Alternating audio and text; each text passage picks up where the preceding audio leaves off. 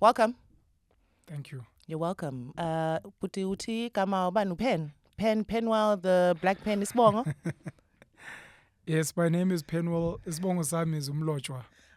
Oh, mlojwa. Yes. Puti. Nice. So I'm going to get straight into it. I'm taking over your show. We've been hijacked, guys. Someone help. I'm blinking a lot, which means please save Please me. help blink 3 times. No, but thank you again for having me Yeah. on. I appreciate it. It's been a tough 3 days. Am I allowed to speak? Yes, you are. So officially, as we get hijacked, Nosisi, thank you so much for being here again. Thank you. For people that don't know, Nosisi is in the process of launching her own podcast. And in the interim, she'd like to hijack my platform. Yes. To host conversations around parenting, co-parenting, but these initial ones will be just with me, unfortunately, until her platform is sorted out, and then at least you'll get to see prettier, better faces than mine. But I'm here for you, and as we said last time, I had challenged you to please come with all your issues that you have for the father of your firstborn son, and I will try my best to channel his aura and try and defend him or speak on behalf of men like him. I do not know him personally, but I have an idea of what he and maybe men like him go through. So this is not me defending him, but men like him. But I'd like you to be as expressive and explicit as you'd like. And then outside of what I'm saying now, the show is yours. I'm here as your guest. Thank you. So I had a think about this quite a bit, and I think I'd like to definitely raise some issues that I have, but I'd like it to be a little bit broader than specifically to him, specifically right now, because I know that there are issues and questions that people in my social circles have been struggling with. And we always kind of, as females, it's so easy for us to have the same opinion about a particular issue. Yeah. So I'm actually curious, so I'm here speaking on behalf of me and my friends to be like, please tell us what is going on, please. Yeah. So I'm here to be on trial. So however you want. Yeah. I'm in the docket. Is that the docket? It's the dock. It's the dock. You're in the dock. I'm in the dock. You're cross-questioning me. Yes. Either representing yourself or representing the mother of the child. Yes. You can go as hard as you want, and I'll try and speak on behalf of me and your people. Penis owners. And your people. Jeez. Okay, so my first question is around maintenance. And maintenance in relation to money specifically. And I'd like to understand, one of the issues that is kind of recurring across the board is me as the mother have created a certain lifestyle for the child. Yeah. That, in my opinion, I think is beneficial to him or her growing up as a functional human being. I try my best to put him into the best schools. I try my best to expose him to what life has to offer in whatever way possible, because the objective for me as a parent is to raise a functional human being who has got more opportunities maybe than I did growing up. Yeah. So that costs money. Yeah. It's not free. And then a dad will say, cool. Amazeballs for you. Here is 500 rands every month. And you as a man... Jeez, what a lot of money. Wow, yeah, exactly, right? You as a man have decided that actually now you've paid this 500 rands and you're good, right? And in actual fact, what that does, if you don't know, I'll just say the impact of it, and then you can answer for me, like, why is it that you feel that's rational? Yeah. Is that for me, you disregard the work that I'm putting in and what I'm trying to do for the child, right? Yeah. By saying, well, everything that you're trying to do for me is useless. Now 500 bamba. When I wenza cool. Yabo. Hey. And then kusasa when I say, but I'll padali. your first thing is like, what do you mean, Nang Patali? And it's like, what do you mean? What's 500 rands? 500 rands in this economy is 50 rands. I'm going to leave it at that. To say, why 500? Why 1,000? Why 1,500? Why 2,000? Knowing the economy that we live in. Are we doing the confrontation or are we doing the broad? We're doing the confrontation straight. I can do both. You can do both if you want. So you're asking me why I'm sending 500 for our child? Yes. When we had a child, you and I, probably on behalf of all men, we all thought we were going to be rich. And we thought we were going to send our kids to Hilton College in the Midlands or Michael House and pay 400,000 school fees a year. That was my wish. That's what I wanted. That's what I wanted for our child. The situation is not the way you think it is. And I am too ashamed as a man to express that. I'm obviously aware of all the amazing things that you do for our child. I'm proud of you. I kind of envy you. And a part of me also feels like because of feminism and women empowerment, you probably have more opportunities than me, which is maybe why you earn more than us. But we're struggling, bro. We as men are struggling to get jobs, to start businesses. No one trained me to run a business. I keep looking for opportunities, but I'm struggling. And with that, the assumption is I've got other kids as well. So you maybe are spending 3,000 on one child.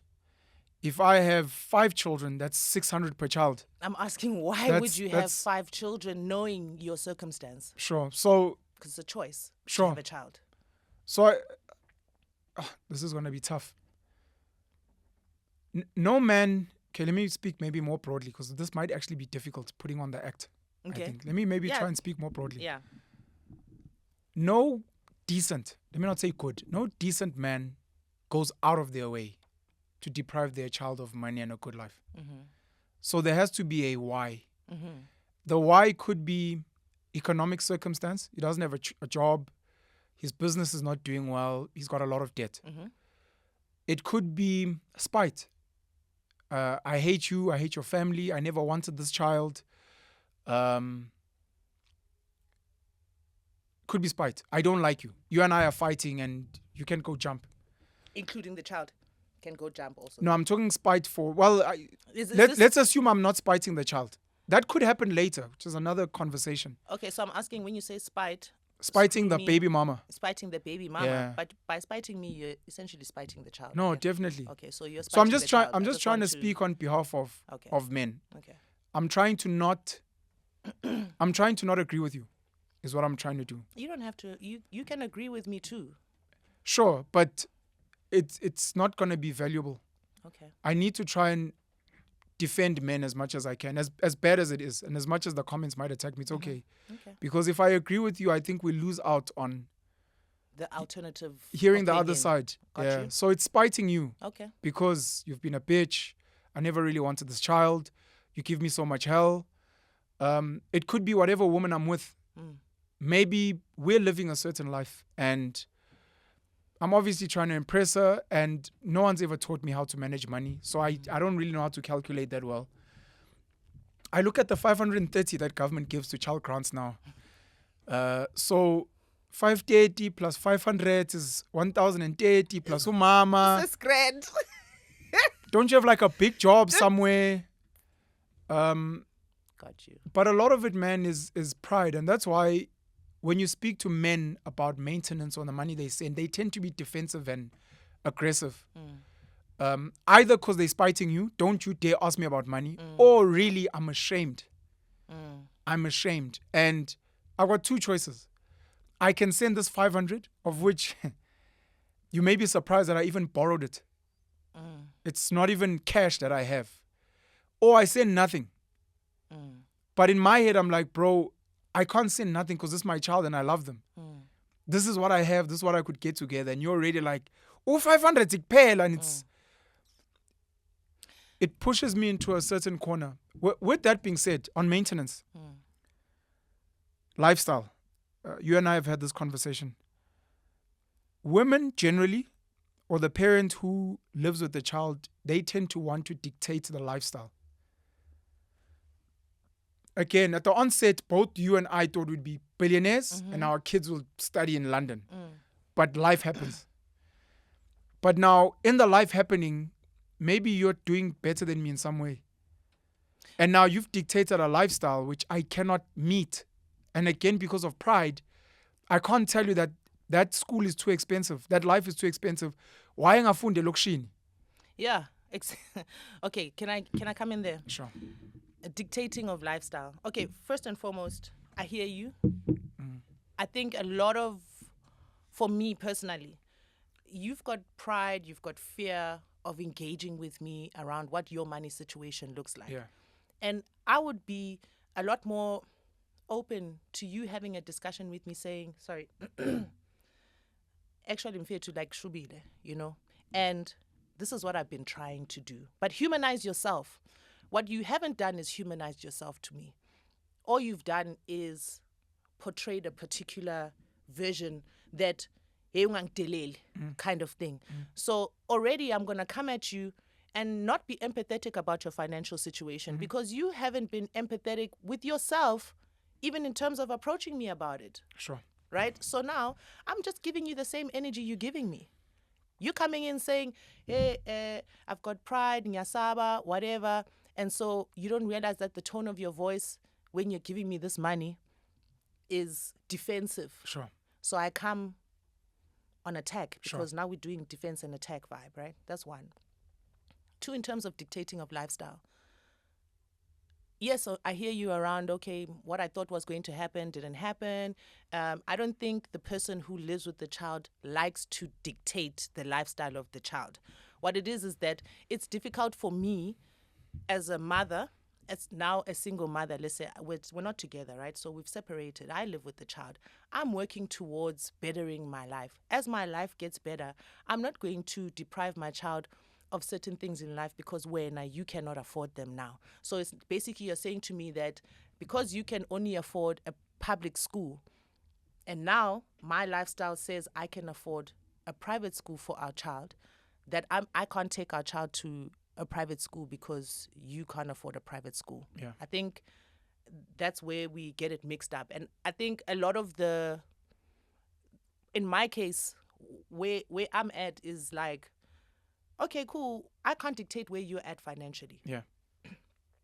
I do question some of your decisions though. Yeah. Because I've made decisions based on understanding what my circumstances are, right? So I know that I've got this phone and this thing to pay for every month. Sure. I cannot afford to have more children.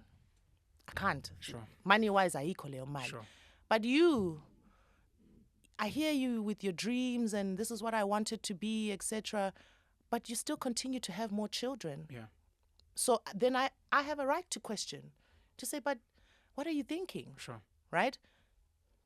So a conversation around, for me, how I kind of deal with it now is to say, whatever you can afford. Oh, you can afford 500 rands? That's not going to change what I want for my child. Yeah. When you catch up in life, when you decide to... If you catch up... Sure. If you catch up in life, when you catch up in life, I believe it's when, then you can join the party. Otherwise, you give what you can. Sure. Right? And vice versa, even as a female, if you were living with the child, I give what I can, right? Because we also have this like weird expectation that just because you and I have a child together, we're living separately. I'm not involved. I can't inspire you to get more work. You can't inspire me to get more work. So what it is what it is. So I can't make assumptions based on your life, I think. Before we had a child, were you a safe space for me? Did we have human conversations or do you only want them now? We did not have the relevant conversation, and that's in retrospect. Okay. I understand. So we've never had that space where I was ever vulnerable to you before, but you're hoping that I will be now. Now. Yeah. Oh, okay. So okay. A lot of women that I've come across on social media and in real life have never been trained on how to be a safe space for boys and men. That is not to accept umpeto. That is not to mother a grown man. But it's to understand that you and I were children at some point, and we grew up, and the world created different expectations for both of us. And you have maybe, if you're lucky, met those expectations and maybe even exceeded them. You are the wildest dreams of your female ancestors. I have failed to meet the minimum of my expectations, and it's fucking me up mentally. And anytime I've tried to speak to a woman, she's not a safe space. Instead, she weaponizes that information against me. Konje phela wena usebenzi. Phela ubhuti nebhizinisi linga. So I never ever open up to you again. And it could be that in the past, you could have said some things. It may not have been directed at him. Criticizing your uncle, criticizing another man where he's like, I would never open up to you. We had what? After you were like, my dad was so useless and I only gave my mom 5,000 a month. I'm like, so 5,000 is too little. And I was thinking of sending 3,000. No ways. So women are going to have to take some type of accountability for why men don't open up. Whether men are right or wrong or whatever, but just talk to me. I cannot talk to you because I'm scared of what you do when I open up and I become vulnerable. And the fact that you'll keep it forever and always use it when you're angry. Number 2 is what you're saying, the relevant conversations. No one trains us on many things, part of them being family planning. And family planning is before I put on a condom, before you open your thighs. What happens if we have sex and you fall pregnant? What are your values? Do you believe in circumcision? Are our kids getting baptized? Do you believe in No one. We all, especially as black people, have these similar assumptions. Obviously, dude, you have to pay damages. What do you mean obviously? Obviously, the child has to get baptized. But I mean, don't you want your child to go to private school? So we have these assumptions, but we don't have the conversations. I want to just say one thing. I definitely can say that my life in the beginning, first child, was built on assumptions. Sure. And that's why, in retrospect, I can see that I didn't have the relevant conversation because I looked at him and how he presented. Of course. I looked at where he was in life. Yes, man. I said, 3 degrees, Baba. So right, sober right. Come on. Like sober grand, you know what I mean? Like he's never not going to be employable. Sure. For me, I'm not thinking you're going to be rich, but for me, the basis is, are we both going to be able to do this thing? Yeah. Am I not going to find myself one man in this thing? And it's one child, man. The guy looks good, ufundile, speaks well, comes from a decent family. Comes from a decent family. Come on. He's got properties. We're going to be okay. We'll be totally fine. Yeah. Right? And then I didn't think, right, that it's like year one, and also the person that he was not the person that he hoped to be in the future. And I didn't realize that life was frustrating him, the corporate lifestyle.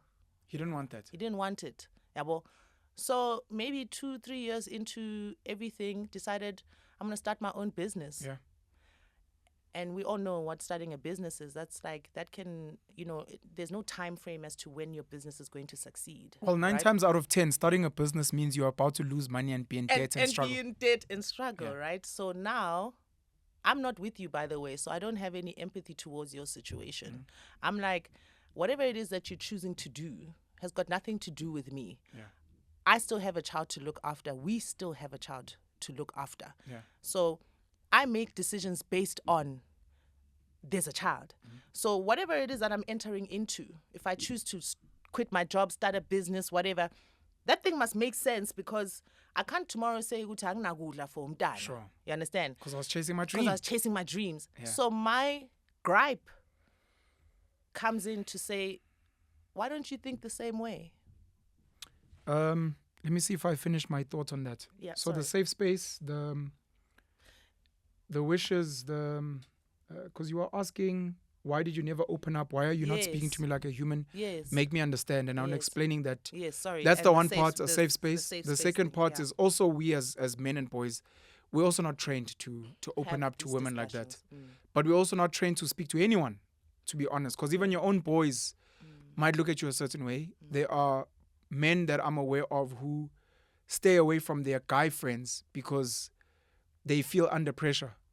Their guy friends are doing well. Their kids are at a private school. They are So they feel inadequate and they rather stay away from those guys. Bayophuza namajita, who have also abandoned their kids, who are also doing the bare minimum. So now we're here. Because as soon as I'm here with these guys, their businesses are working, their corporate career is flourishing. My wife and I just bought another car. The family's growing. You're like, why am I here? Because I'm seeing... So guys run away. This is not to defend him. It's to explain what happens. We do need, as we have these conversations, we do need to ask people to very gently try and do personal work. And very gently try. I know it's difficult, especially for men. You guys can be hell. To try and slowly drop little bits of information about where we're at mentally, financially. And if it fails, send video links, send like this conversation, hey, have you seen this? Oh, check it out. Or is this you? Is this you that doesn't have money? No, that's not what I was saying. I was just saying, listen to this guy. Yeah. Send video or something, and call out for help. I'm going to answer the second part soon. The one about other kids. Yeah. Sorry. I was going to just talk about safe space and why. Because you say women can be hell. Yeah. And I think it's, as you are explaining, to say this is our perspective as a man. Maybe this is the situation or that's the situation, and it's difficult for you to come out and speak, not only just to me, but to everyone else. Sure. But to me, it's even worse because we are, level 10 when you're coming, right? You keep reminding me of my failures. I keep reminding you of your failures, right? And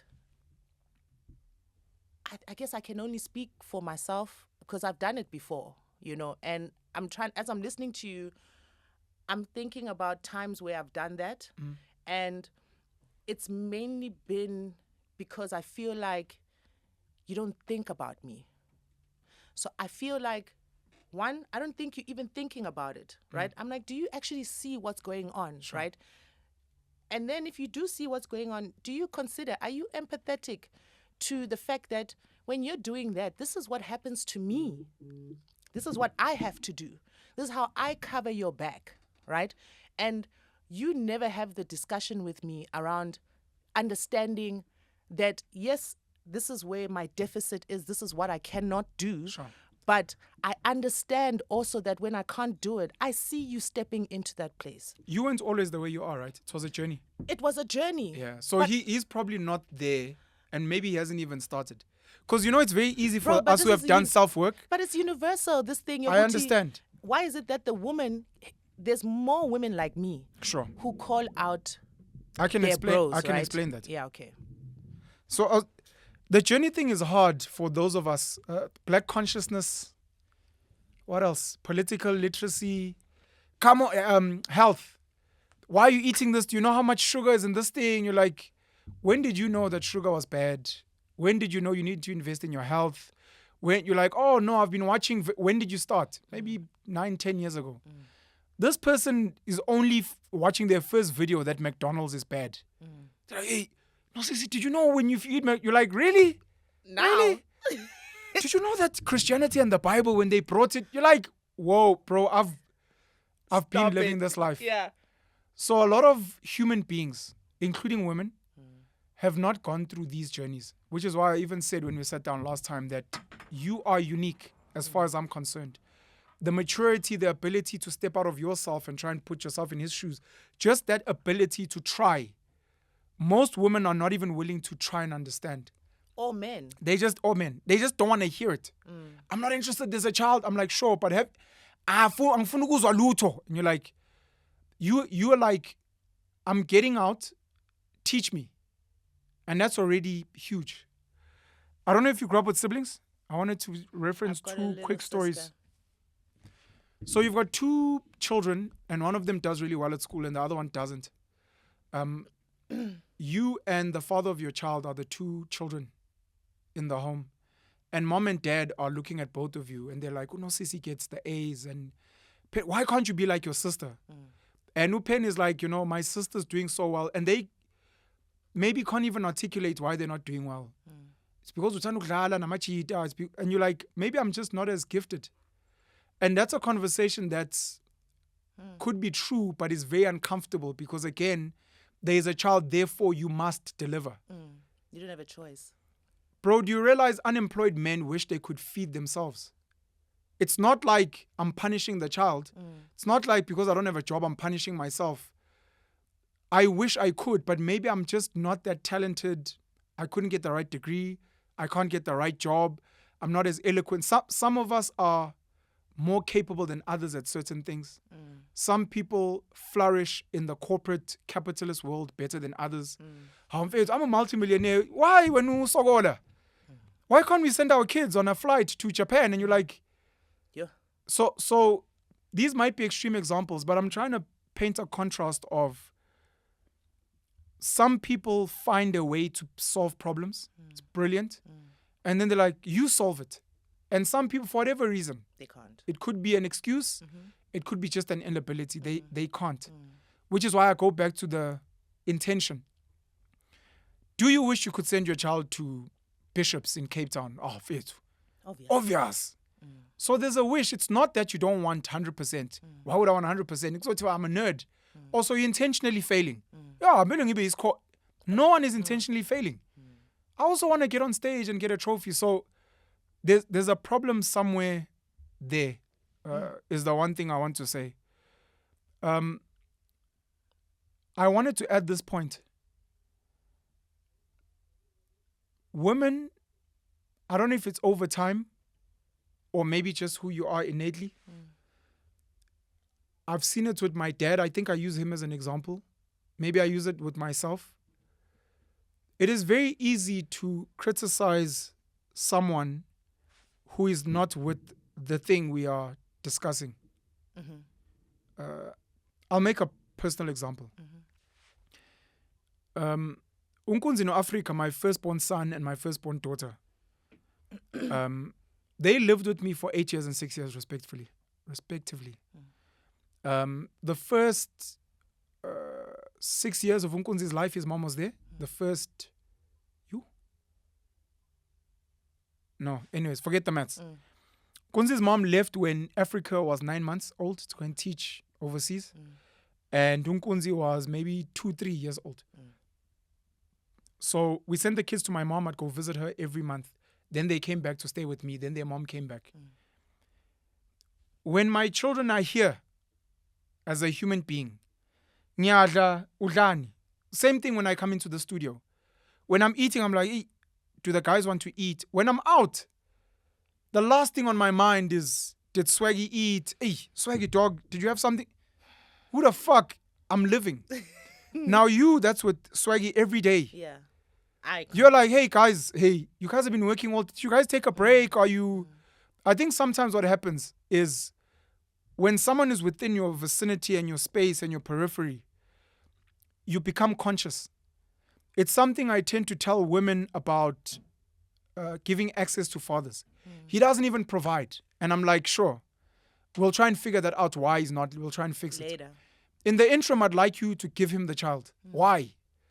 I'd like him to see this thing hungry, cold, so that even when he brings the child back, he'll be like, no, like, yeah, so yogurt before nothing. You know, even when it comes to the extended family, his mom, his dad, it happens that when they're with the child, they're like, hey, this child's got socks with holes. You might find that when they see you again, they're like, hey, sis, nah, masogis. And you're like, how? And then, what is bonili ngane? We would have never seen. We don't know. And we assume that everything is, not that if we assume, we don't even think about it. A lot of decent humans, men, women, it doesn't have to be your child. If you see a child in front of you, you just that's suffering. Worry. You worry. They don't even need to suffer. Yeah. Have you eaten? Is the child okay? Are you okay? Yes. Have you guys, where are you going to sleep? Yeah. You know? Why are you alone? Most boys and men are not trained to babysit kids. We're not trained to be nurturers. We're not trained to be parents.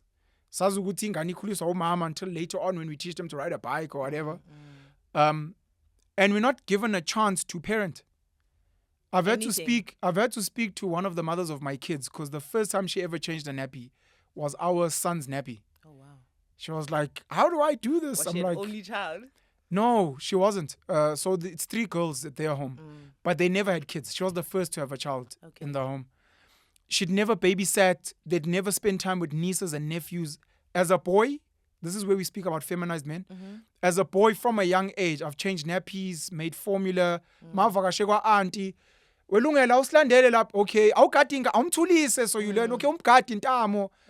When my sister came when I was in grade 7, I was 12, I had the best parenting training ever. I was feeding her, bottle, nappy, you burp, all those good things. So by the time I have Unkunzi, my firstborn, come on, man, I'm a mom with a penis. Yeah, mom with a penis. So this is her first time. She's panicking. What if I put it on wrong? Oh my gosh. I'm like, how? I'm like, hey, relax. But it's that whole thing of we're not trained, and she was petrified of being alone with the child, which is why she shifted the child to her mom. After 2-3 months, she was like, me, I'm scared. I'm like, I'm not. I can look after a newborn baby comfortably. I know what they need. I know the room must be a certain temperature. I know interest ripples. I know what to put in the water. I know how to feel with the elbow. All that stuff. I'm ready. But that comes with training. And one of the things I told her, because even when the child would visit with the mom, she'd be like, I don't know what to do. I'm like, you need to earn your mommy badges. She's like, yeah, but I don't know. I'm like, no one knows until they know. Yeah, it's fine to make mistakes. I tell women, but the dad doesn't know. He won't know till he knows. Teach him, guide him. Tell him, hold the child, keep brushing. You'll hear, like, then they fine. Or if they're doing this, or if they start crying and they're irritable, those are things that only come with experience. So the 500 is like a bonus. It's pocket money. You're at boarding school, you guys eat there. So this must be pocket money. You're not thinking the school fees are short. But if I was given the child more, and I normally tell women, give the child to the father with nothing. Don't send a bag with things and food and I put in his snacks and please send him with nothing. You can give him guidance. Look, he normally gets a rash when he eats this. He doesn't like this, and so please buy him gripe water, whatever. But hopefully he has training if he doesn't, or he has someone that can guide him. Or you're like, look, I'm on the phone. If you're unsure of anything, but I need you to learn, dog. Oh, Google it. So that later on, when you're bringing the child, you're like, listen, I brought extra this and this because they had a runny tummy. And I'm thinking, that jacket looks a bit thin, man. So I got a thicker. You're like, okay. Look at you, bro. Siyabonga. So I think you guys sometimes compensate. We over-police. Yeah. You over-police and you overcompensate, and you don't allow the man to get his parenting badges so that he's aware of, hey, because this child was with me for a week during school holidays and I saw how much oros they drank. When I take them back, I'm like, now I'm a 4 liter or 2. You're welcome. You're welcome. And you're like, you're my boy. What's and up? You're like, I've got you. Got you. Sending a message like, did you see Pick and Pay oros is on special? Because you're like, this motherfucker actually, he knows. Shit. This motherfucker knows. So, I mean, there's also that part in the maintenance. And men, maybe let me not speak to men, but I just wanted to say men must try and get more involved where they can be. And if you don't have the money, I know you said it was about money. If you don't have the money, try and look for ways to add value. Sometimes it's not about making money because you don't have. It's about how can I help save money for mama. Yeah. So you're like, I'm away this weekend. I'm like, how much is the nanny? 500 rand a day. Okay. I'll watch the baby. I've just saved you $1,000 for 2 days. No, he normally travels that route. So we save this 1,000 rand school transport. Innovate. So there's exposure to say, and I hear you around, you won't know unless you are exposed to the needs of the child. So if exposure helps, but training is what's optimal. Let's train you before you need to be exposed. Yeah. Exposure is meant to be natural training, yeah. But we're talking in the context that you and I were no longer together. I'm fighting you because you're not giving me the amount of money that I need. Yeah. And I'm not realizing that what I'm asking for, you can't actually visualize, internalize. You look at it. I know a lot of people whose baby daddies say, I'm not going to give you the money. I'm going to rather give you vouchers for umtana because I don't trust Sure. that when are you going to buy the stuff for the baby. Sure.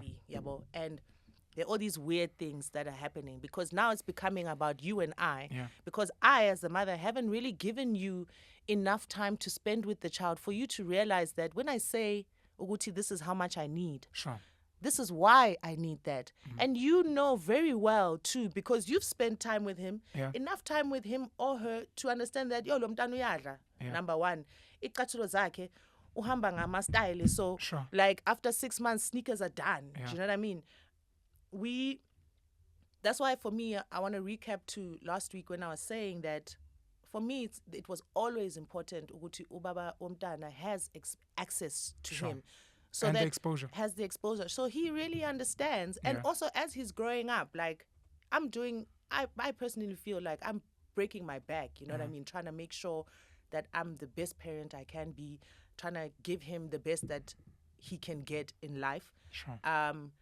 And I think over time, the dad can see it too, based on the outcome, based on discussions now he has with his child, who's now almost in his teens. And he's like, damn, like, I see you, you know? And so there are times where... I see you, speedster. You killing him, son. I see you killing him, son. So there are times where he's like, yo, I really appreciate what you're doing. Does he say that? Yeah, he does. He sends messages. That's too He'll send dope. a message to be like, yeah, I was chilling with him, I was talking to him, and wow, like he's incredible. You know, some women get triggered by messages like that. I used to get triggered. And you were some woman. Listen, Sure. I'm no different to anybody, right? Yeah. All it is that I was trying to find peace in my life to say, yo, this thing can't be like this. Do you know what I mean? So, and when he used to say that, initially I'd be like, it's easy for you to say you appreciate, whatever, Mara, you don't understand what it takes. Oh, son is doing so well. Well done to you. You're like, fuck you, dog. Where have you been? Well done. You know what I mean? But then I realized that he can't do certain things. It's like physically outside, not possible for him. And so when it's like, this is our child at the end of the day. And I can't say I allowed our child to be a failure in life because I was trying to get back at the dad in some way or whatever, you know. And I started to appreciate, because I am appreciating the work. I'm looking at my child. He's 12 now. He's speaking in spaces. And I'm like, damn, that's my boy. Damn, girl. Do you know what I mean? No, What? I'm excited. You know, I'm like, okay, cool. Everything that I've been working for, thinking, not knowing whether it's working or not. Now, when he's entering his teens, I'm realizing, oh, that was working. Thank you, Lord. Right? And so it's like now we get to have a shared experience around our child because we both have a vested interest. And I can't imagine, even though we don't agree all the time, I can't imagine if I didn't have him to share those experiences with. Even if sometimes he annoys me, it's great when he sends me a message to say, bro, I was talking to our boy. He's the shit. Sure. Well done. I see you. Thank you. Sure. Sometimes that's all you need, right? Yeah. So again, it goes back to that thing of not really not you guys not being able to open up to us. I think it's a journey because we weren't always these people. It's taken us so long. We've got a 12-year-old child. Yeah. So it's taken us so long to figure each other out. And we're still going to find, I'm sure we'll find shit along the way. Yeah. But I'm saying that you don't have to be all-knowing, all self, what, you know what I mean? Like, yes, I was watching the videos, but you didn't watch them at the same time that I watched them. Then instead of resisting when I tell you about the video, say, for real, where did you find, what are you talking about? Instead of saying, you're judging me. Because I'm trying to tell you something and you're like resisting because you think I'm judging you. Sure. And I'm saying, don't take it in that vein. Because you've got hang-ups about yourself, that's got nothing to do with what I'm telling you right now. And so inevitably, maybe you are causing the fight by being resistant to what I'm telling you. Sure.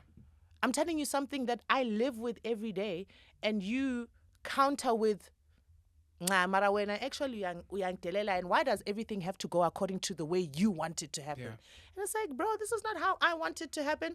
This is how it's happening. I wish we had more mediators, because who delivers a message and who sends someone could be the trigger.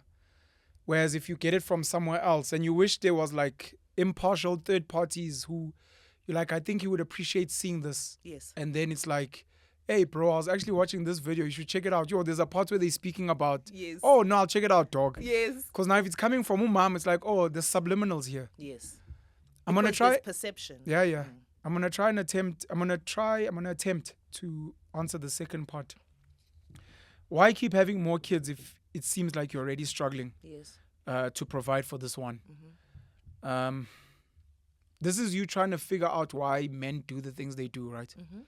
It's not meant to be rhetorical. Like, how dumb can you be? No. You're so stupid. So No. my answer's meant to be rational. Saying, are you thinking about it at Sure. the time even? I just want to know whether you're even thinking about it. Sure. There are many reasons why an unemployed man or a broke man or a man in debt or a man that doesn't have a lot of money will keep having babies. There's a lot of reasons. Okay. One of them could be this guy's always just wanted to have lots of kids. He's like, fuck it. Shout out to Ramaphosa and the ANC. Child grants, what's up? Child grant, free schooling, free clinic. Clinic card. Come on, get me there. Road to health. So worst case scenario, I mean, I was raised in Makaya in Rondaville, so the child will be fine. It's possible. So there's some people who are like me, I want to have kids regardless. I've been trying to get a job. I've been trying to start my business for the past 4 or 5 years. It's not really coming together. I'm 39. No mama manje like how much umzulu and you're like except but you know I've got no money. Now zala so supporter. So you have a child. You know, I meet women same. I think with women it's worse from what I've seen because there are women that fundamentally believe that provision is meant to come from a man. So they kind of relaxed in terms of falling pregnant. So again, you see the presentation, the car, you're like, oh, my kid will be fine here. You don't look at self. So there are guys who want to have kids regardless. Then there are guys who will have a child with you. And then you guys break up, you have a child, he's trying his best, he's struggling. Then he gets into a new relationship because companionship is nice. Some people want to have sex, whatever. Now this person's here like, hey, I'm 35, I'm 39, and you're like, fuck. And you're like, so then money, you know, and she's like, hey, Mina, my job is okay, I'll try and hold us down. So the guy's like, okay. Or she's not even thinking that. She's like, dog, biological clock, you're like, we've got no money. She's like, I know, we'll make a plan. God will provide. Because now you guys are in a romantic relationship. Now, this is outside of me, first baby mama, ne? So I must keep worrying about you and this child you're co-parenting. When am I getting mine? You're like, my happiness. So like, okay, I was like, yes, hlanganise. So then you have a child either because the mom will carry or because you guys think you'll hustle or you do hustle. Again, Amandleta are fun. You're the smart kid in school. I'm the dumb kid. For sure. The girl I'm seeing now is also the smart kid in school. She makes a lot of money. So she's just like, so you might find that some of the other children are being carried by the mothers. Yeah. One. Yeah. You might find what I was saying, the child he doesn't see much, 500. The child here, 5,000. Yeah. Yeah. Oof, that's what you know what I mean? heard, yeah. So some women don't understand. We're going on holiday with the kids. Sure. How? The other one's like, look, the child will come visit you. Disneyland, Gold Reef City. Oh, so you spend that much on the... No, but you went on holiday. Mina ngenapi. Give me the child, I'll spend on the child. So there's that dynamic. And then there's different ages and different requirements as well as a consideration. Yeah, so exactly. You may find men and women will budget more money for a newborn, a young child versus usena 15 udli papa nekabishi with the rest of us. Uzoqoka ama-hand me downs, whatever the case may be. So you kind of calm down in that respect. Then unfortunately there are mistakes, of course. I'm pregnant. Fuck. But you know, do we have I think we have mistakes. So a mistake in the pregnancy sense is not how the fuck did she fall pregnant? No. I mean, I was in Cape Town, she was in Durban. No. We're talking mistakes in the sense of we were drunk. Yeah. We'd gone to watch John Legend. Hey, you know, we were both in our fields. Yeah. Hey, you were looking glistening. I was like, hey, have you always looked like never this? seen You were like this before. You were like, hey, boy, me, I don't know. You look like the father of my kids. You know what I mean? So I'd miscalculated my ovulation. I'm like, you're not ovulating. No, I'm not. I'm in my period. Next thing you're like, except dog, fuck. And you're like, fuck. That's what we call a mistake. Yes, 100. That we didn't intentionally sit down, and then plan. But we are living in 2024 where there are measures outside of that moment. This is what I'm saying. Okay. This is what a mistake is. Okay. It's not like, why were you not using protection? Why was she not unconscious? No, but there's a morning after pill. What I'm saying is after that moment. Yeah, so there's pregnancy there's and decisions. people are different. Okay. Right? Okay, yeah. The lady is 35. Okay. We're not really ready. The money's not right, but dog, we're here now. I'd like to keep it. The guy's like, we don't have money. And you know, your baby mama's all like, but you know, my mom is like, she'd like to have grandkids. Like, okay, let's keep it. It wasn't a planned child. Got you. It was a mistake. But it's, you know what I mean? So now the child's here. Let's do it, yeah. Okay. So there's that. I'm not going to speak for recklessness and inconsiderate men, because there's that. I don't think this guy cares. I think this guy doesn't mind going around impregnating women. That's why azo khafinyu kancane and then ayoprekisa uNosisi. Sometimes about khafi at all. Yeah. So I'm not speaking on behalf of those men. Talking about, yeah. I'm speaking on behalf of a decent man who's in a situation, and you're like, but this guy I think is decent. I don't understand why he's having another child. I'm like, these could be the factors. Gotcha. There may be others as well. The guy could also just really want to have more kids, but it's just. He's like, hey, God will make a way. I don't know. Maybe I'll go back to Angazi. But the last thing in my head while I'm busting a nut is thinking of Nosisi and my other child. Listen, this is where I'm trying to get to actually, is to say. I'm about to bust. Hey, no, pull out. Pull out. What happened? No, nothing. I just, shit. You know what's funny is I'm listening to you and I'm like, I'm realizing maybe how ridiculous I've been thinking. Because, to be honest, for sure, like, he's not thinking about me. And he's not thinking about gave me shit. Let me go get another baby. No, like, I'm not even there, right? Not there at all. It's interesting because, again, it goes back to this thing of one realizing that it's not about me most of the time. Yeah. And a lot of my anger, frustration comes from me feeling like it's about me, right? Like, so even, you know, the last time we were speaking, we're talking about like me and my current partner and how I had to work through certain things because I realized that the things that he did and how he chose to parent and how he chose to be an individual had nothing to do with me, and we're all about just the person that he is. And I found peace in that. And listening to you and realizing that one question really has been bugging me. The one around, why have more children? Why have more kids? Like, doesn't make sense, bro. Go tie your tubes. Like, go cut your dick off. Yeah. Like, why have more children? Don't cut it off. But I'm just saying, pull out the tubes that release that thing, whatever it is you're doing. Yeah. But I'm struggling because I'm so conscious because of. Why would you have more kids if the one father's not providing the way you'd like? Is it because the next father's providing? Is it because you're swimming in cash? You're making it rain? Is it because you'd like to have more children? It's because I'd like to have more children. Sorry. Oh, Erika Patu. No, right? Even though Andre 3000 is Sila. And again, I guess it is that thing, Yoguti. Yeah, the dynamic is different and it's never about me. Just like me having a child was not about him. Even cheating, by the way. It's not about me. I only find very rarely dodgy men who would ever cheat because of their woman. Most men cheat because of two things. Lack of discipline and opportunity. That's all. She was here, hey, what's up? You're like, ish. But I've got a woman. Then you're like, hey, nah, but she doesn't need to know.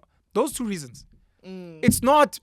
Because you hurt me, so when I'm at home waiting for you, you're at home. Dude, I wasn't even thinking about you. When Brazo was coming up 90 degrees, the last thing he was thinking about was you at home. So there were two things I wanted to raise. The first one being how much of an impact has it been having your new partner in the sense of calming you down?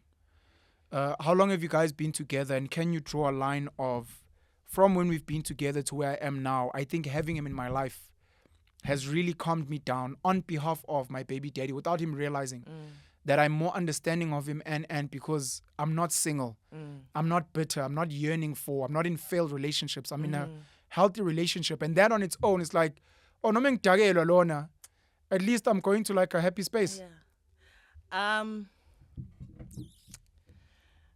Being with my partner now has taught me. How long have you guys been together? Oh, we've been together we are in our second year, in our third year. We're the third year now. Okay. And we went in because I was like, yeah, baba. Isikhathi siyahamba. Isikhathi somzimba wami. I need to have more children. So Braz was under pressure. So I don't think he wasn't under pressure, but he was like, we came in kind of, he wanted family, home, that type of vibe. I wanted the same thing. So it was like, cool, let's see whether you and I are good together. And then women like you are dope, man. We were like, okay, we're good together, sharp, let's do it. No, women like you are dope. Women who come in with an agenda. Like I said, look, time, this is where I'm at. Can we figure you out? Quick due diligence. Are you good? Are you good? Are you good? We good? Sharp. Let's go. So that's where we were. That's what we did. And you both had traumas. Yes. Traumas in inverted commas. You both came in with. We both came in baggage in inverted commas. Baggage. So there was sensitivity. He's definitely a lot more than mine, but because that's the thing. I just have to say, and I think he loves me more because I can take it. You know what I mean? No, I'm joking, but yeah, being with him definitely has taught me a lot about the male species, and has made me more patient with the father of my child, because I've also seen my partner's also in a co-parenting situation. So then I'm like, oh damn, I'm the mom. Sure. And he's my baby daddy. Yeah. And I'm watching them interacting. And I'm like, oh damn, I'm so stupid. Like, let me not think like so their dynamic has definitely taught me about my dynamic. And watching them is like, hey, I don't want to do it like that. Some of the most understanding people when it comes to baby daddies are their partners, because they can see from his perspective what's happening. Yeah. So it's like, no, hey, exactly. Yeah. And so then you are villainized, because I'm villainized as of course the partner, right? I personally, when it comes to the father of my child, I don't care about his partners. I don't think about them. I don't know their names. It's not a thing for me. The mothers. The mothers. Oh. The other mothers. Oh, you don't mean partners like he's got other women? No. The you mothers mean the of mothers his of the other kids? Sure. I don't know them. I know the kids. Sure. Love the kids to death. I know one of the moms, the one who came before me, one of the oldest child, right? And for me, it's just a respect thing. Yoguti, this relationship that you and I don't have with the mothers of your other children. This is between you and I, right? So I'm hoping that when what's happening. However, I have no problems with one of the mothers of the other children coming to me to say, hey, girl, let me just explain what's going here, ganjalo. I really don't have an issue with that if it's coming from a genuine place, right? But that's the sidebar, because I am that person in my partner's life.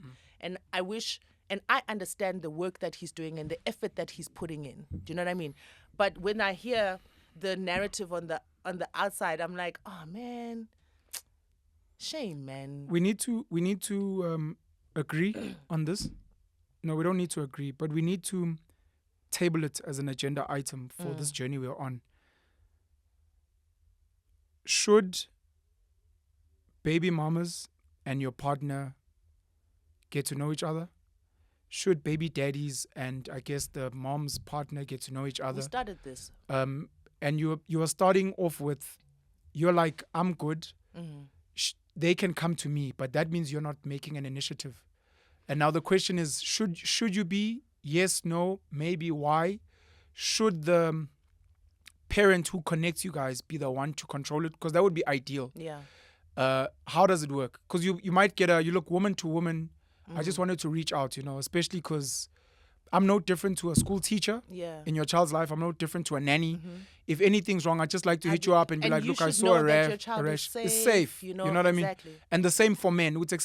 Please know your kid's good. Yeah. I even worse with girls. I'm with a woman who's got a daughter. There's a father out there. A good man, the last thing is like, my daughter's living maybe in a house with another man. I don't know this guy. Yeah. What if he violates my daughter? 100%. You hear horror stories about stepfathers. So you just want to be like, bro, I'm with your daughter. She's good. Is everything okay? How would you like her disciplined? How do you know what I mean? Or should it be, let's say in your case, the father of your youngest, should he be the one being like, listen, I would actually like you guys to meet each other, to talk? Of which that doesn't mean it's going to happen, because these are 3 individuals, and you might find whoever's bitter in that is the one who's going to be for what? I ain't you're the father, the child's with you. Angene. You manage that. You know. I agree though. Should we not really try? Is that not the ideal? I think the ideal is that we should try, because I am that mom, right? I'm the mom who thinks I want to know who my child is with. Yeah. And it's only later on that I started thinking that way, because initially I was like, hey, mina angifuna ukwazi. Sure. And then I started realizing over time that there's certain things that are happening to my child that I'm unaware of, that he comes back and tells me these things. And then I start to, it's like now, because I've separated myself from this thing, it's difficult for me to enter it. Yeah. But I'm not happy with what's happening with my child, you know? And I actually don't know who to address it with, because I can't address it with the dad. Because if I address it with the dad, it may come off a particular way. Sure. And I don't have a relationship with this woman. The woman. So now I'm stuck, yabo. So later on... You were speaking about nudity in the last segment. Yeah. Now you can imagine you are conservative, always dressed, girls cover their wrists. Yes. When he's visiting dad's woman, she's always naked. Exactly. Right? So based on my personal journey, I think it's important, and I've put myself out there to say, if I'm with your child, this is not my child, it's your child, but I am surrogate mother to this child when the child is with me. I will look after this child like this child is my child, right? I will never let the child go hungry. If the child is sick, I'll make sure that they get the things done. You know, men also have got certain deficits in that they don't know how to, some men are not... Most men. Let me help you. Yeah, most men. Thank you. I don't want to... No problem. Yeah, but... I'll take it. Yeah. Gents, most of us. Most men don't know what to do with children. Yeah. So umntwana meke gula. They're lost. Yeah. They're like, oh my God. And especially when a child is like violently sick. You know, there's a sick, I'm sick. When the child is vomiting. Weak, lethargic, fever. It's stress. Like, don't know what to do, right? So me, I'm very comfortable with that. I know exactly what to do and when to do it and how and what we should do and when we need to go to a doctor. So I'm going to do that, and I'm going to step in immediately, right? And I would hope that you as a mom, if this is your child, that you are grateful that I was there to say, as in, at least I know my child is safe. And I'm updating you. And I'm updating to say, Uti, this is what happened. If I don't have your number when I see you, I'll say, hey, this is what happened. This is what we did. Here's the medication that the doctor gave us. This is what they said needs to happen. This is how it happened. Either they ate bad food, whatever. But I think that thing is really important. Yeah. But in the same vein, I can also say that the intention of the woman on the other side is like important, if I can say that. In the sense that, like, I may be coming from a place of I need to know you because when my child comes to see the dad, you are there, etc., etc. But you looking at me, I despise this woman. I despise her because they've got a good relationship, and maybe I have other kids outside and I don't have a good relationship with the father of my children. So why must she have a good relationship with my dude? Is it that we amfuna?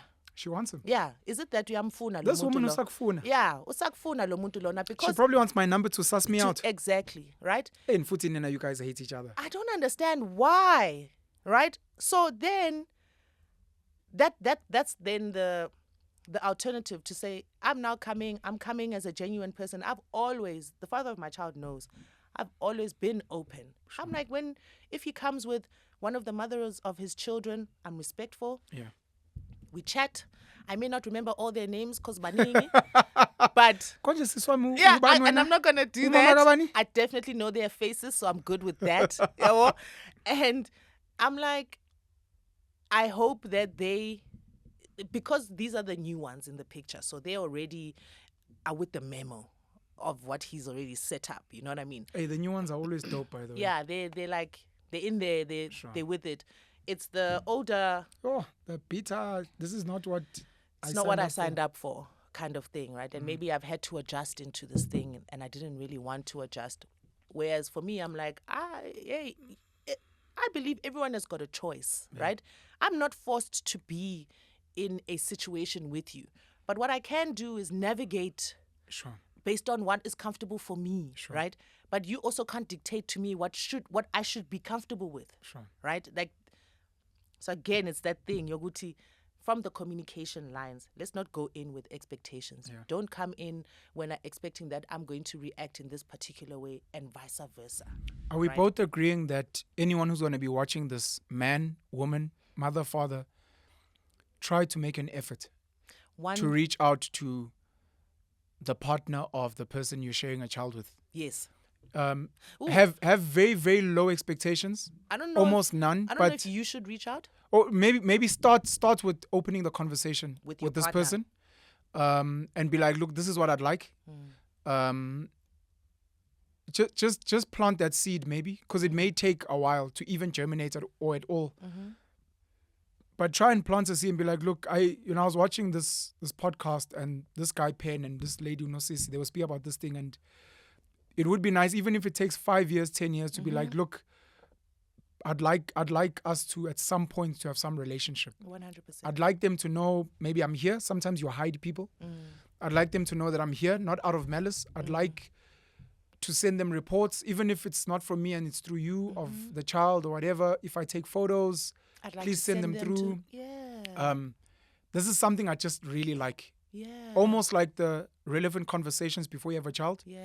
Now it's like, can we have these relevant conversations because we're here? And I understand it may take a while. The other person might be bitter. You might be shady. You might still be shady to her. You might be shady. You might be doing things with her. Next thing she's pregnant again. Know. Oh no. But yes. Okay. You might be shady to her. Yeah. But you might also have ulterior motives with her, or the two of you Ngakane or whatever. But I'd just like you to know the ideal situation is where all of us can chat. Not 100%. To be friends or whatever, but I'm the child's surrogate, as you said. I'm the child's teacher. And I'd like to have some type of access, if possible, and she should have some type of access. I think that is the only way, personally. If we could eliminate all the other things, like I was saying, around intentions, usakfuna, whatever, if we can eliminate all those things. Mediators, though. And just be like... It's not the only way. Mediators, I keep saying. So you become the mediator between your brother, his baby mom, and his partner. They all communicate through you, if you have the capacity. Yeah. And then you update all the rest. Yeah. Send photos if photos need to be sent. Just because, I recently, my son was with his dad. Yeah. And they went, they were doing stuff. They went to the cricket and whatever. And he sent me photos. Yeah. And like I said before, we were not talking-ish. Sure. Do you know what I mean? But the photos came. Yeah. And I was like, oh, thanks. Do you know what I mean? Like, because... at the end of the day, it's about my son. Sure. And I want him to be happy. And I want him to be okay. And I want him to have a relationship with the dad. And if no one is sending me photos, then there's like these blank moments in my child's life that I don't know about, Someone said to my son that when I had my baby, they were like, oh, how is it being an older brother? My son very calmly said, I've got lots of little brothers and sisters. Don't you know who I am? He was like, listen, let's just calm down. And when I heard him say that, I was like, yeah, actually he does. This guy's been doing this thing, this older brother thing for a minute, right? And it's these blank moments in your own child's life that actually are not fair. Like, I'd like to sit and have it, like now I'm having discussions to say, hey, how's your little brother? Sure. How was cricket this weekend? Yeah. I wasn't there. I don't have to be there. But you and I can have a discussion about your whole life holistically. Correct. Which is what That's the important. point is. Blank spaces in your child's upbringing because of dynamics. Because of dynamics. I wanted to say they failed, but we've probably also to take some blame, 50-50. When I speak about mediators, this is where specifically ugogo, but maybe umkhulu, that's where they were meant to come in, and maybe siblings. So you've got a baby daddy who's got a partner, and I'm speaking about mediators. The mediator is meant to be like ugogo. Because ugogo speaks to the partner and speaks to you. Or if he's got a sister, speaks to you, and then you just communicate via. And person. yeah, we've kind of dropped the ball. I wanted to take half a step back at some point. It's a full step back now. Again, telling a personal story. There was a time when Mama Gankunzi in Africa moved to South Korea to teach English. And even before she moved, I had 2 other partners, and she fucking hated it. Number one, she was like, I'm not interested in these girls. I don't want to know about them. As far as I'm concerned, they don't exist. It's just me and you. I don't want to see pictures. I don't want to hear anything. Go do whatever the hell you're doing, but I'm not interested. But she knew about them. She knew about them because I told her. At some point, she was like, I don't want my kids exposed to these women.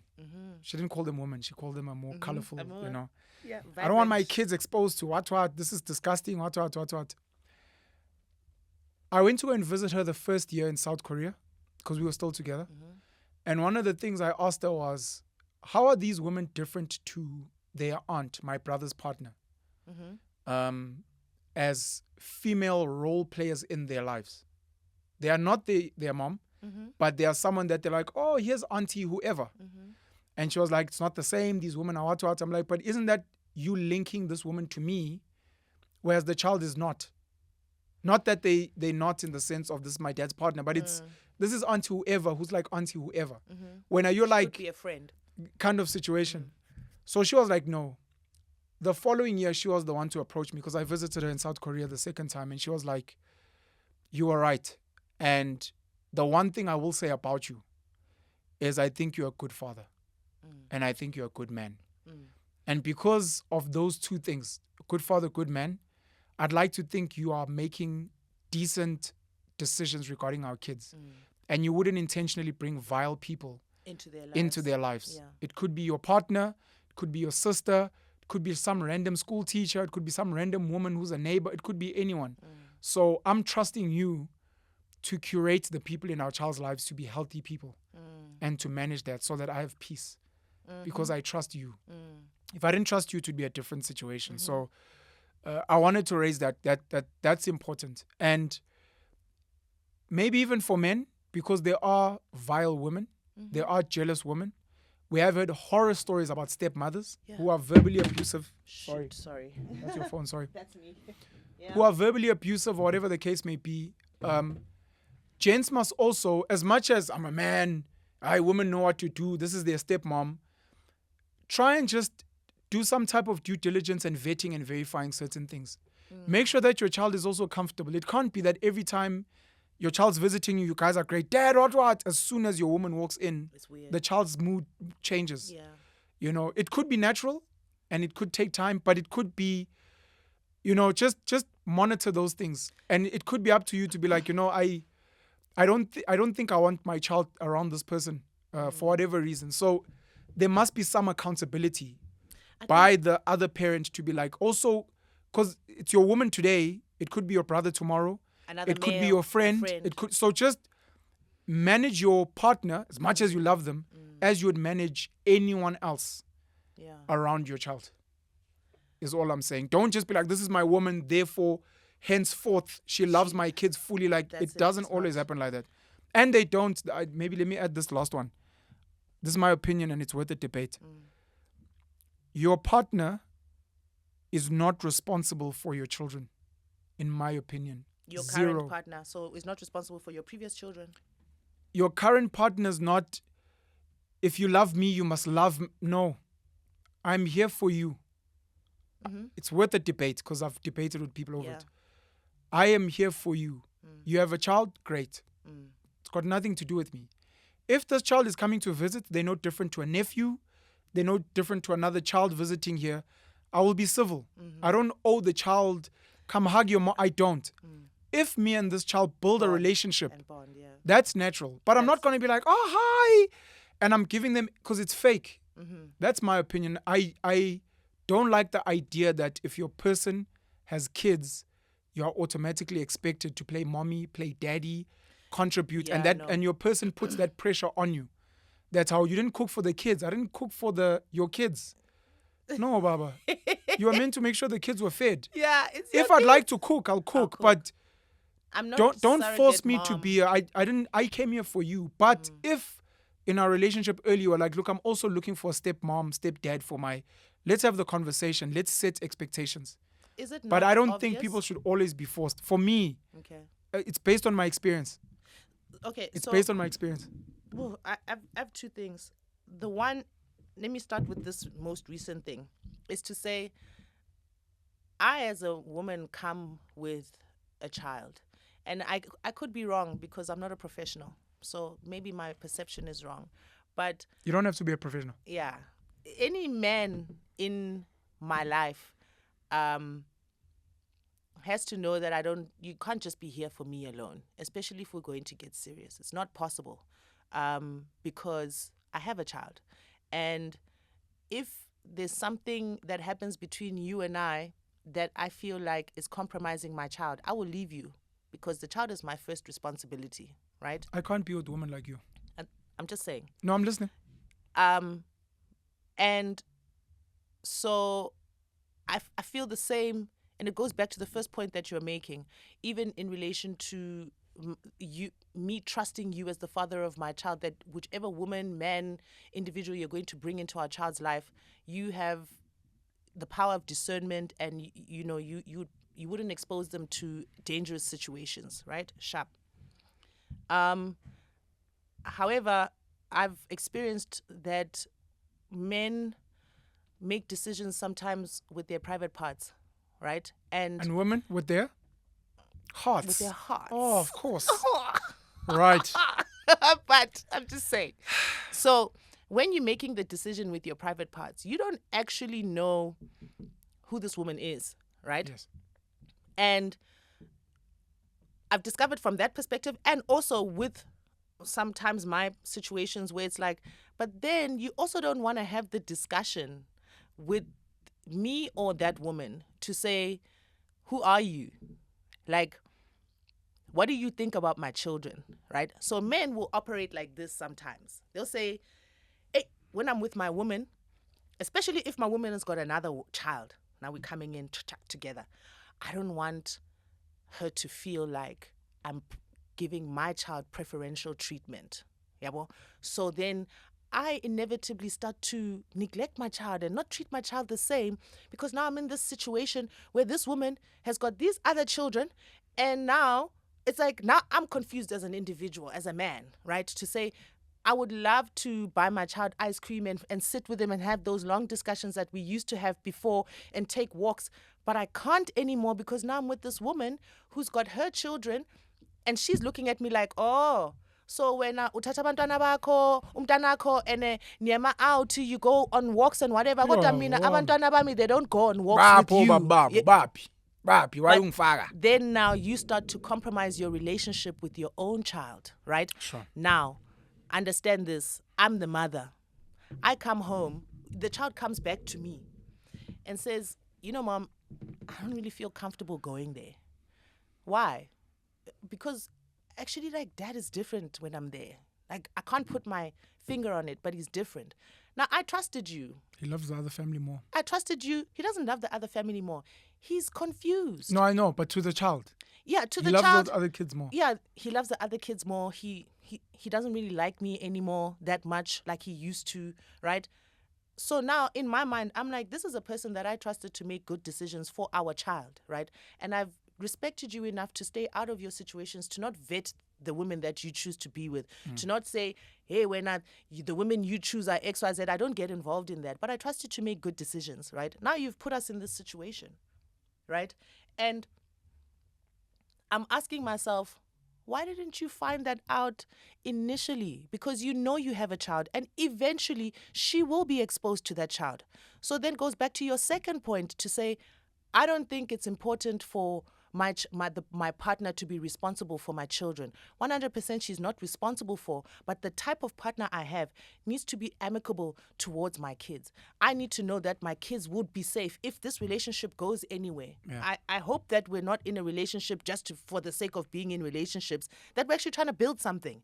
And if we are, then I need to know that this is the type of character that I would be comfortable to have in front of my children.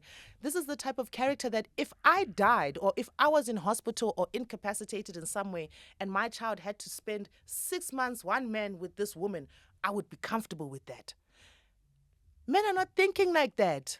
Yeah, this is a really complicated topic. May we please close off with it? Let's close off with it. I know there's a lot of things we haven't covered as we close off with this topic because it's very deep and I hope my answer is not too long.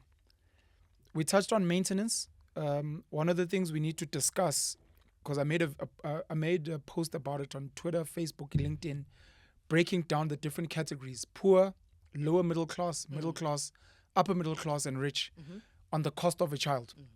People came in, agreed, some disputed, whatever. I wrote at the bottom, source. Trust me, bro. You know.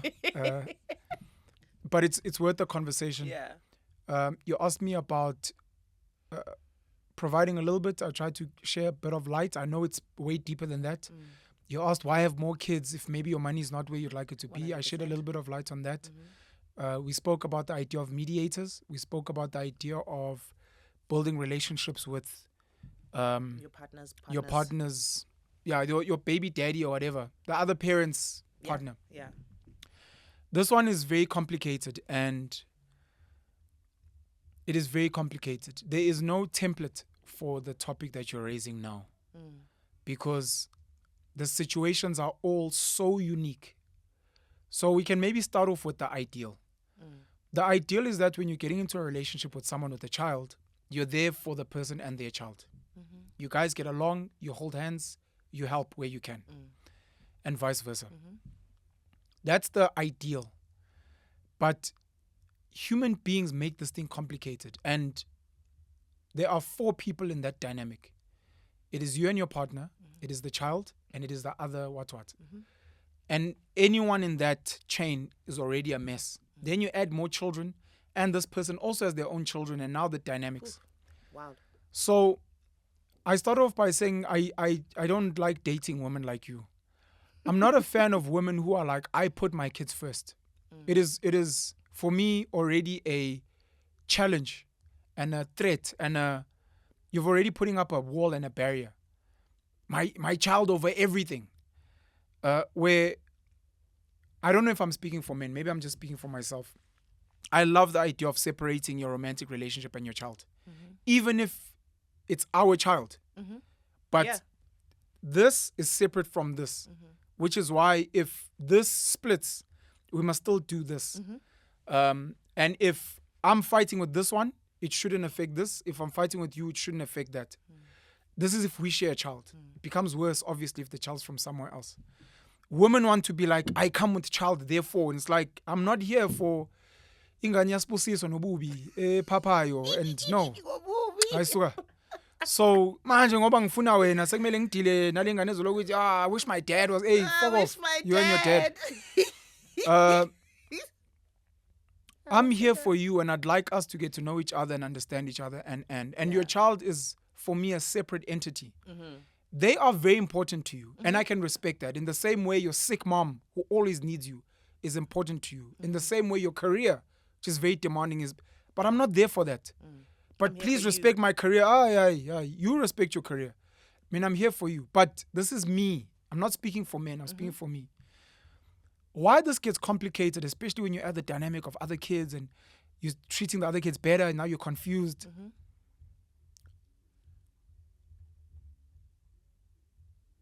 Children come in different age groups, different ages. They come in different genders. They come in different personalities. They come in different interests. I have 2 daughters. You have 3 sons. My daughters are 2 and 5, respectfully. Your sons are 17, 19, and 22. They love rugby. Oh, come on, man.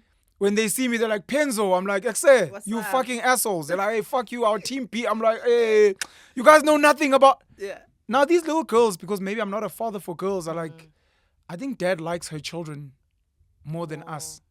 Now these are extreme examples. These are boys, they all, they love rugby. There's nuance in, I've got a 5-year-old daughter, you've got a 6-year-old daughter.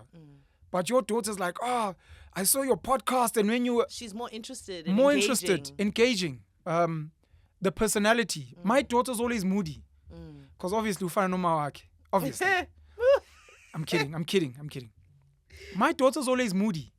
My daughter doesn't want to play games. It's me, you, your son, we're playing 30 seconds. Yeah, don't you want to play? No, I don't like 30.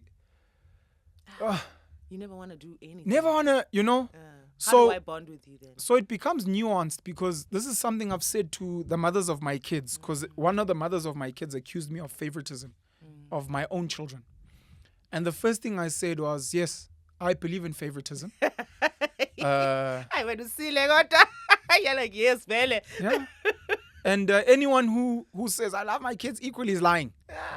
I believe in favoritism, but while believing in favoritism, I believe in investing in your children equally and giving them, it's almost like equal opportunity. But if your one child is like a superstar basketball player, obviously you're going to watch more of those games. Where you're just there to tick a box. But I also, in the same breath, believe in getting everyone to buy into the favoritism. Because my mom's favorite, she's not going to like this. My mom's favorite is my brother. He's a middle child. Then there's my sister, who's the youngest. And from a very early age, I taught my sister, that's your mom's favorite. Don't ever feel like your mom doesn't love you if she's feeding you, if she's clothing you, if she's doing the most. If she's getting this guy an extra what, or she's shouting at you, just turn a blind eye. That's got nothing to do with you. She just likes this guy. The character, they're alive. Maybe he reminds her of his father, whatever. I would say, you are chairman, whatever. When you remind of herself, would say, we are poor, serious. So with my kids, for the longest time, my firstborn daughter, Africa, was my favorite. All my other kids knew that. The mothers of my kids knew that. They didn't like it. So whatever. I was like, these are the reasons. Yeah. I was like, here's a challenge for you, lady. Please spend time with a day with Africa. Come back and tell me what you think. Then they come back, they're like, look, your daughter's amazing. Yeah, I told you. She's got some mooty, this thing. Yeah, she's gonna think. But it must be like a game for all of us. Yeah. You know your dad's like favorite. Serious. It shouldn't be that ngempela, yeah. when I have KFC, the rest of you have bread. Nah, no. Come on. Yeah. So it mustn't be obvious. And you must invest in your other kids. Very important. The other thing I told this lady was, because she was talking about favoritism with kids I lived with. You do what? I'm like, if you want your kids to get the deluxe, premium, VIP package, give them to me. That's the only difference between your kids and these kids. These ones live with me. That's why you'll see pictures of us hiking and us going to the movies. I can't do that with your kids because they're there. But when I'm with those kids, one of the first things I do, I'm like, look at what me and your siblings were doing. Let's go. This is what, I can't wait till you visit me so we can do this. Yeah. It's not a matter of making them jealous. These kids I've got special treatment. It's just, this is what happens when you're a dad. That's all. But it's complicated because men, human beings, but men in this instance, a lot of them are not sensitive. A lot of them don't have the perspective. A lot of them don't know how to articulate that. To be honest, I actually like Nosisi's kids more because they're cooler. Their personality. Your kid, when they come over, they come with mom's energy. Maybe they're tired. Maybe they've got a really demanding week. Maybe we just have a misalignment. Maybe they're like me. To be honest, when we're there with her kids, my kid loves her kids the same way I love her kids. But me and them, we're not that tight. It's like, are we going to visit Nosisi? You're like, no, this week is just me and you. Oh, sure. So what are we eating? It's like, I think Nosisi. Really? Oh, shit. Okay. Now it's fun. It's like, I think dad loves those kids more. But that would also be a kid that understands. The kid could be like, it's only ever nice when the other kids are around. Or it is so nuanced and it's so unique. You'd literally have to sit and study. Why are things like this? This guy's overcompensating. He wants to impress this lady. That's why he's bending over backwards for her kids. No, this guy, it's because they're boys. no, this guy, it's because it's actually a girl. That's why it's all like, hey, Megeleni. And you're like, oh, so this lady's daughter now, you jump. Tina Masi is like, hey, just shake it off. Yeah. You're like, I don't think this guy, it's like, it's not like that. It could be for whatever reason. It could be a personality. It could be, it could literally be anything. But the template is, let's be here together and let's try. My whole thing was, because of my experience, I should never put you under pressure for my child, especially because the other child's got a parent. Yeah, 100%. If the other child doesn't have a parent, it's bittersweet. Like, siyabonga ukuthi akekho, uthembelani nobubi. So at least, also looking manje, this guy, why is he teaching my son English? There's a sensitivity also that men are like, this is another man's child. So I don't want to overstep. I don't want to, but why are you? You're like, babuake. I thought, and you're like, and even the whole idea of if you were incapacitated in hospital, I'm like, no, but where's your mom? You're like, oh, when I wuko when you're like, it's not even like that. So a guy wouldn't articulate that. It's not that I have issues with your child or I don't love your child like that. It's just, hey, it might feel inappropriate with there are other people that I think, especially blood relatives, more qualified than more me. Qualified. They are women. They are but look, worst case scenario, I'm gonna be here, angazi. You know what I mean? So yeah, I'm gonna close. I'm gonna allow you to close that one there because I do have I hear a lot of what you're saying. Just one thing. No problem. Is that I do believe, though, that as a parental figure, you have to be neutral. So I'm not going off the energies of children.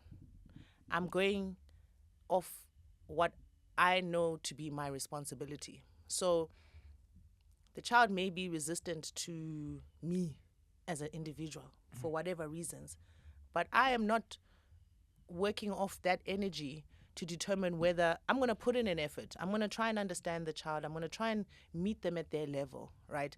So that, because I understand that outside of this dynamic between me and the child, there's also the dynamic between them, each other, right?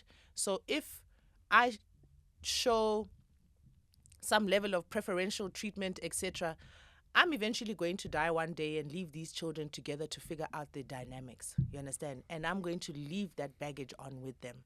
So I'm very conscious of and maybe, like I said, I don't know, this is my approach, right? Is to say, I don't want there to be any feelings of, when you like the baby more than you like us.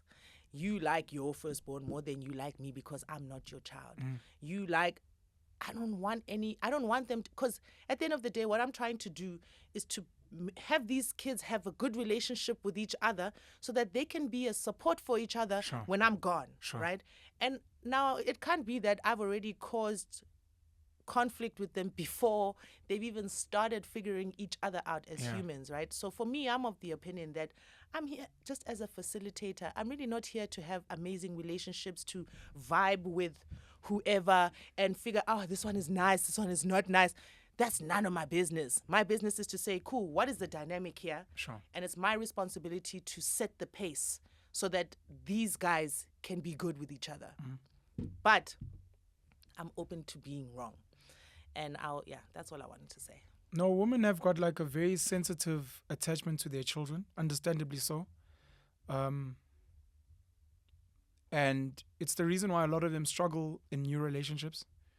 And they obviously, for various reasons, are very scared of introducing their kids to their partners, and they keep their lives separate and stuff. But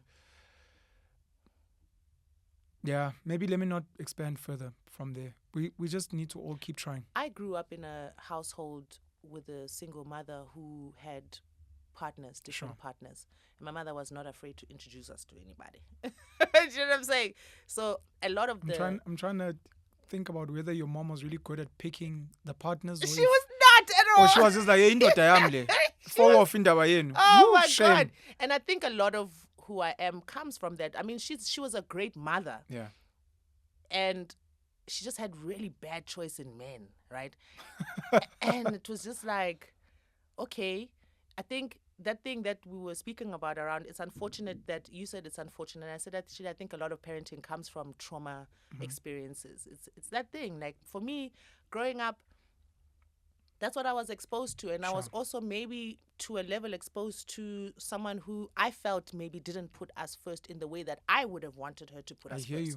Do you understand? I fully hear you. Then my approach as a mother is who I am now, where I'm uncompromising. Do you understand? And I think that's across the board with maybe even this discussion that we're having, is that a lot of our upbringings dictate so much around how we parent, you know, and what we've seen as girls. I have to just say two last things and then I'm done. Go for it. So as girls growing up in a household, let's say where there's boys and girls, you are the one who is like groomed to be a mother. Yeah. Right? And men are essentially groomed to be assholes. Groomed to be a parent. Like, it's beyond mother. You guys are groomed to be parents. Boys are not groomed to be anything. Never mind a mother, father, like a parent. Anything. No, just groomed to be anything. You are groomed to think about yourself. Growing up, you have a boy in a household who's not allowed to touch the dishes, who's not allowed to cook, who must walk in and expect there to be food, whose clothing is always taken care of. So literally, it's like I'm expecting you to be something that growing up you are not even close to. That you are surprised when I'm asking you, why ungakhona ukutshintsha amanepkin womntana? Why are you not thinking the way I need you to think? Because you've never been asked to think about anyone else other than yourself. Correct. Normally by moms. Normally by moms. The moms that fail the boys, right? So I think that's it's very important to note that also in our dynamic. And it's something that it goes across the board, even in terms of, I mean, it's a totally different topic, but in terms of Me Too and how we as our partnerships within the Black dynamic, how those play out and how men are, and how we really should understand, because we go home, like there's all sorts of things that happen. We understand that the uncles are sitting over there. They don't touch anything, those guys. I want to raise an important point on this one.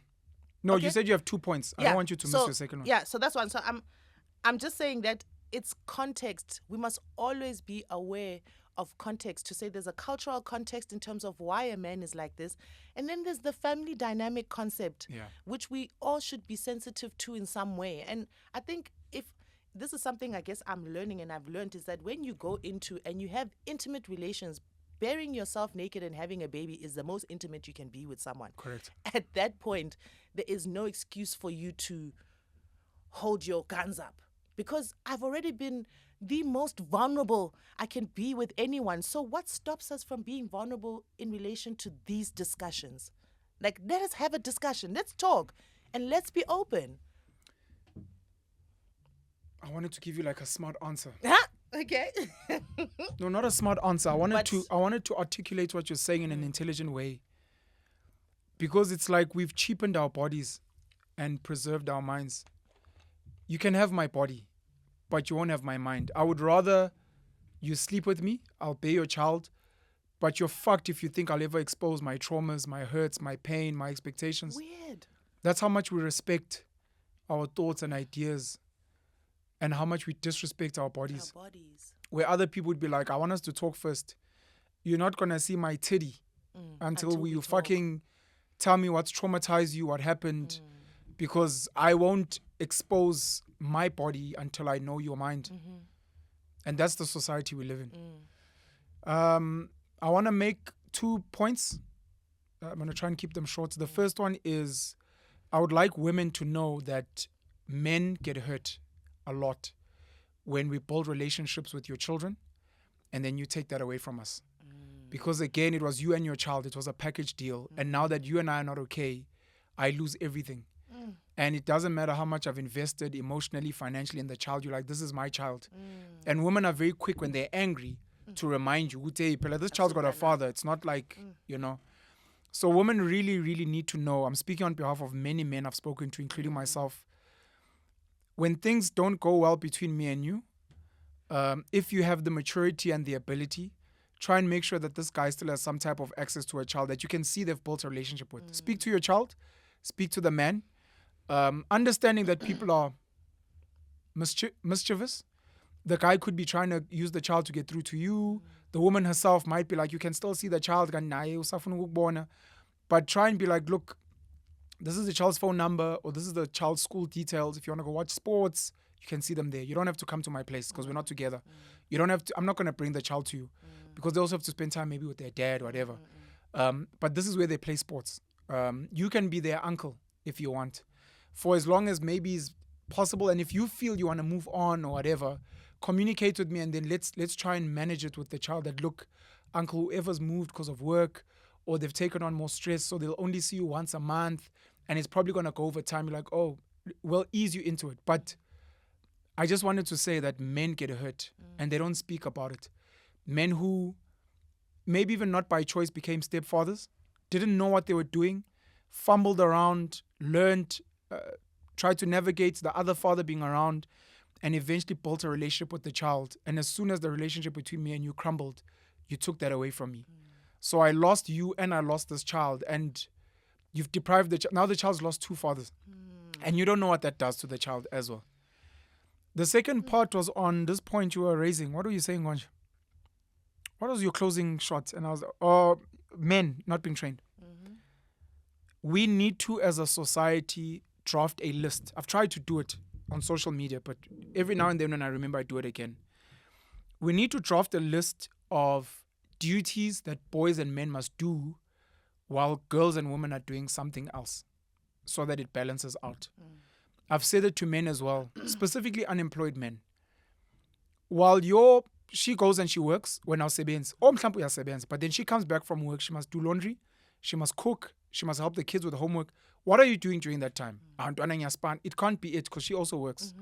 So we need to come up with a list if we keep gender roles. Because if we don't, then we just split. Today you dishes, today you're cooking, for modern people that can do that. What is the male equivalent of washing dishes? What is the male equivalent of cooking?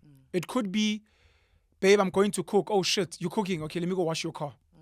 I'm washing dishes. Shit, let me polish your shoes. Whatever stupid example. That my shoes are always polished because I know every time I wash dishes, he does this.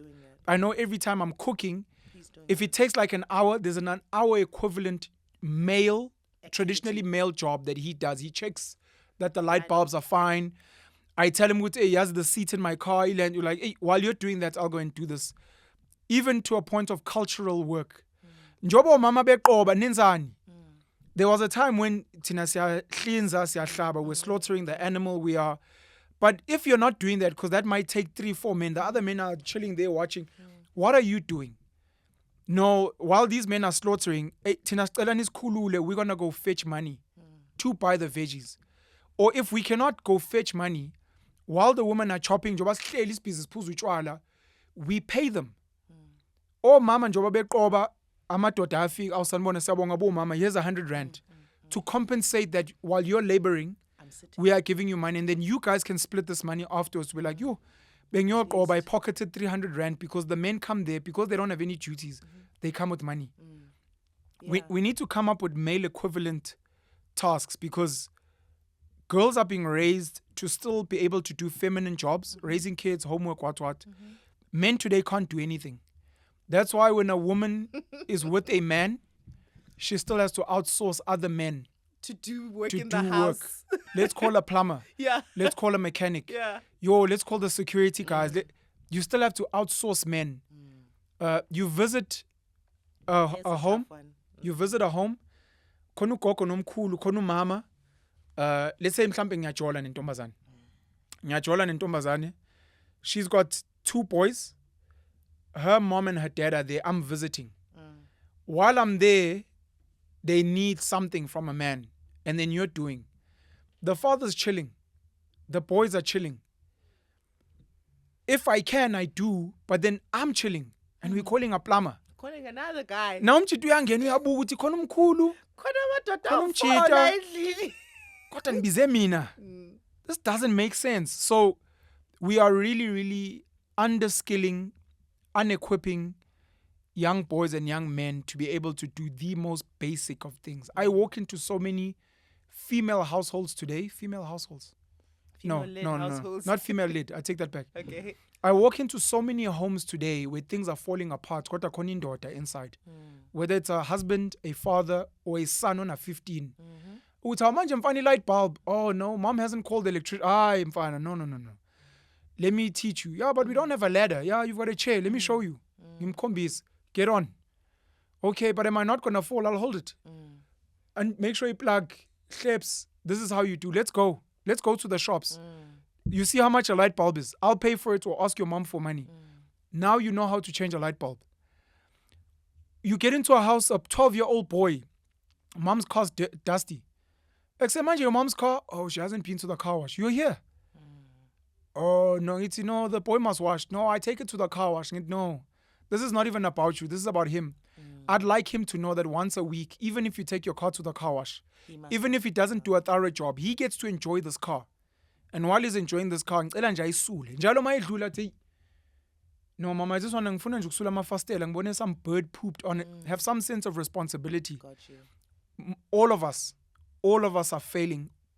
Most of us men were not even trained, so we don't know what we're failing at. But we need to draft a list of male equivalent jobs for women so that while you're helping the kids with the homework, I am making their lunch or I am doing something else. Or at the very lowest level, if you can afford it, pay your woman for all the things that she's doing. Because you don't have allowance. So that she can then be able to pay the plumber and the electrician because you're not able to. No, man. Those are my closing points. But yeah, I hear you. Those are my closing points. Cool. It's your show. You hijacked it. Aye. You can lead us out or I'll lead you out. whatever.